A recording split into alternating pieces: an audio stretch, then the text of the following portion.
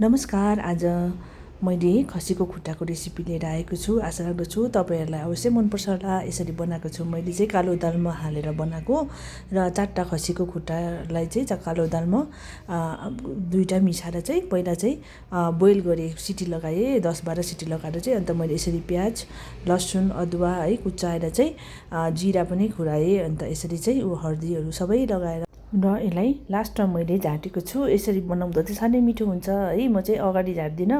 अगाडि चाहिँ मैले सिम्पल पानी लगाएँ, कालो दाल लगाएँ, अन्त नुन, अन्त हर्दी, प्याज एउटा काटेर हालेको थिएँ, अनि लसुन लगाएको थिएँ, सानो 2 केसा जस्तो लसुन लगाएको थिएँ, अनि निकालेर चाहिँ मैले यसरी झाटेर बनाएको हो। अति नै मिठो हुन्छ है। तपाईँहरूले पनि यो ठन्डा महिनामा मजाले बनाएर खानुहोस् है। र झाटेपछि चाहिँ पछाडि चाहिँ यो प्याजको साग हुन्छ, जुन चाहिँ प्याजको साग अहिले प्रशस्तै मात्रामा पाइन्छ है, यति बेला त्यो पनि लगाउनुहोस्। अति नै मिठो फ्लेभर आउँछ।